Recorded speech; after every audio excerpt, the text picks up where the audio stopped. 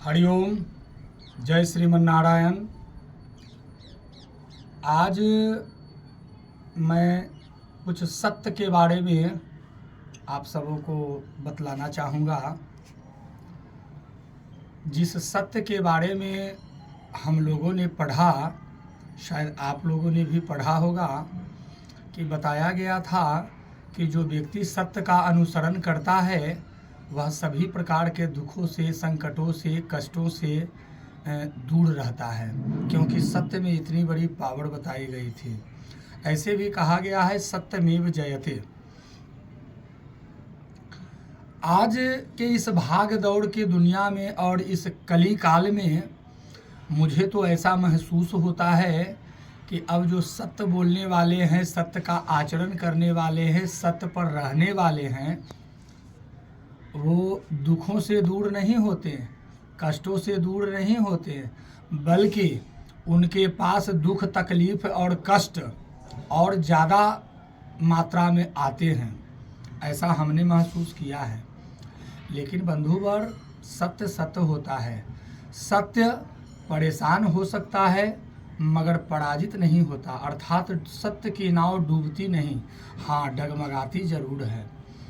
सत्य का अनुसरण करने का एक सर्वप्रथम प्रयास यह भी है कि यदि आप सत्य का अनुसरण करना शुरू कर देते हैं तो ये जो दुनिया की भीड़ जो है, जिस भीड़ में आप घिरे हुए हो, हम घिरे हुए हैं, इस भीड़ से आप धीरे धीरे धीरे धीरे आप दूर होते चले जाओगे। ये है सत्य। शुरू में जब आप सत्य का अनुसरण करोगे, सत्य का आचरण करोगे, आचरण करना शुरू करोगे, उस समय में आपको बहुत तकलीफ़ें होगी और तकलीफ़ें चारों ओर से आएंगी। अभी मैंने हाल फिलहाल में एक प्रयोग किया कि एक बहुत बड़े पर्सन जो अपने आप को बड़े कहते हैं, मैं तो अपनी नज़रों से देखा तो वो उनका अस्तित्व मिट्टी से भी गया गुजरा मैंने देखा है। लेकिन वैसे ही लोगों की बात मैं बता रहा हूँ जो हमारे ऊपर हुआ है। मैं उसी को दो शब्दों में मैं आपके सामने बताना चाहता हूँ कि किसी एक व्यक्ति ने संकल्प किया किसी चीज़ के लिए कि हाँ मैं आपको ये चीज़ दूंगा या ये करूँगा। बाद में वह व्यक्ति मुकर गया। जब उससे बताया गया, उसको बताया गया, बोला गया, समझाया गया कि संकल्प एक ऐसी वस्तु है, एक ऐसी चीज़ है आपके अंदर का, मानव के अंदर का, कि जब आप संकल्प किसी चीज़ का करते हैं तो उस संकल्प पर आपको अडिग रहना है। अर्थात संकल्प करने से पहले आपको सोच लेना है, तोल लेना है कि मैं जो बोलने जा रहा हूँ, संकल्प करने जा रहा हूँ, संकल्पित होने जा रहा हूँ, क्या यह मैं कर पाऊँगा या नहीं। यदि नहीं तो आप संकल्प मत करो। लेकिन जब आप संकल्प न आपने सोचा, न आपने विचार किया और संकल्प कर दिया, सब लोग कर रहे हैं मैं भी कर दिया, और आप उस पर यदि खड़े नहीं उतरे तो बस पहला नंबर तो आपका व्रत, त्यौहार, पर्व, अनुष्ठान जो आपने किया, उसके बाद जो संकल्प करते तो वो आपका निष्फल हो गया, नंबर एक। दूसरा नंबर में आपके जुबान की वैल्यू जो हुई वो वैल्यू ख़त्म हो गई। तो जब मैंने उससे कहा कि बंधु, जब आपने संकल्प किया है तो संकल्पित वाक्य को पूरा करना ही चाहिए आपको, तो वो भी फट गया, उल्टा सीधा बोलना शुरू कर दिया। अब बताओ, आप ही लोग बताइए क्या किया जाए। तो मैंने उसे समझाया कि सुनिए, कहा यह गया है कि अधर्म और अन्यायपूर्ण तरीके से कमाया गया धन सर्वप्रथम वह अपने कर्ता का नाश करता है। अर्थात जो उसको कमाता है, कमाकर लाता है, सबसे पहला नाश उसी का करता है, और उसके बाद धीरे धीरे धीरे धीरे उसी धन से वह समूल विनाश की ओर जाता है। इसलिए अन्यायपूर्ण तरीके से, कपटपूर्ण तरीके से, छल कर करके, गलत आचरण कर करके धन का आगमन नहीं करना चाहिए।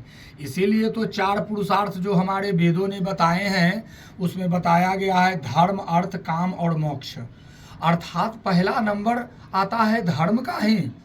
धर्म के बाद अर्थ, यानी 2 पैसे की आमदनी, तो वो अर्थ भी धर्म से होना चाहिए, धर्मोचित। अब धर्मोचित का मतलब यह नहीं कि आप भी हमारी तरह से कंठी माला लेकर करके जंगल में चले आए, नहीं। धर्मोचित का मतलब कि जो आप अपने कर्म को कर रहे हैं, जो आप क्रिया कर रहे हैं, जिस काम से 2 पैसे की आमदनी, उसमें धर्म होनी चाहिए, यानी ईमानदारी होनी चाहिए। फिर उसके बाद काम, काम अर्थात कामनाएं, जो आपके अंदर में जो कामनाएं जगती हैं, उन कामनाओं में भी धर्म का स्थान सर्वप्रथम बताया गया है। और तब सबसे लास्ट में चौथा पुरुषार्थ है मोक्ष का, अर्थात मोक्ष भी तभी आपकी प्राप्ति हो सकती है, संभव हो सकती है, जब आप उस मोक्ष में भी धर्म का आधार हो, अर्थात स्तंभ यानी पिलर यानी नींव यानी पाया यानी खंभा, ये धर्म का हो। तो हम आप लोगों तक के यह पहुंचाते हैं, अपनी बातों को रखते हैं कि इन बातों को केवल देखा ही ना करें कि बाबा ने कहा है देखने के लिए तो मैं देख रहा हूँ, नहीं नहीं, देखना तो है ही है, लेकिन देखने के साथ साथ हमारे द्वारा बोली गई जो बातें होती है, उन बातों को समझना है। प्रियवर, सत्य कठिन है लेकिन कठोर नहीं है। सत्य परेशान है, आज ये भागदौड़ कलयुग है, कलिकाल है, परेशान है मगर पराजित नहीं है। सत्य देखने में बहुत छोटा सा लगता है कि अरे वो तो चलो हो गया, बोल दिया, काम खत्म, लेकिन वो कितना बड़ा प्रभाव रखता है और अपने जीवन को प्रभावित करता है, वह सत्य होता है। हमने कई लोगों को बताया भी है कि आप जो भी कमाते हो, चाहे आप जो कमाओ, 1000 कमाओ रोज का, 500 कमाओ रोज का, 10,000 कमाओ रोज का, 1 लाख कमाओ रोज का, आप जो भी कमाते हो उसमें से 1% जो होता है वो धर्म के नाम पर आप अपने घर के गुल्लक में अलग से रखें। ये मैं नहीं कह रहा हूँ कि आप मुझे दे दो वो 1%, जी नहीं, मैंने ऐसा कभी किसी को नहीं कहा है।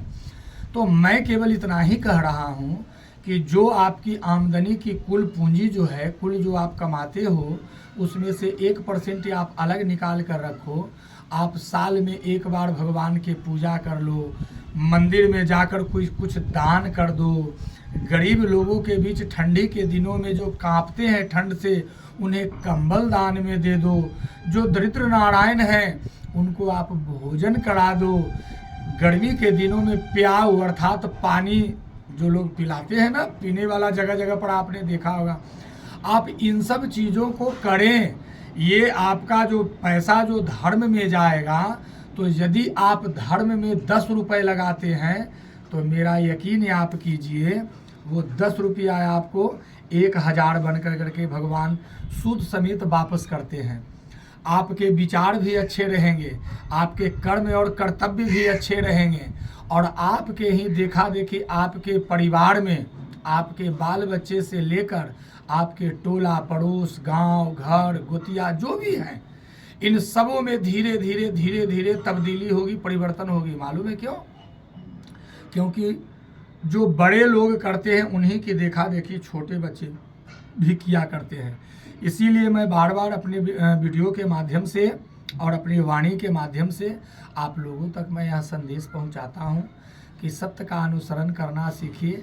यदि आप चाहते हैं कि संसारिक कष्टों से हमें मुक्ति मिले, तो उसके लिए केवल और केवल एक ही उपाय बताया गया है, सत्यपूर्ण व्यवहार आप करना शुरू कर दो।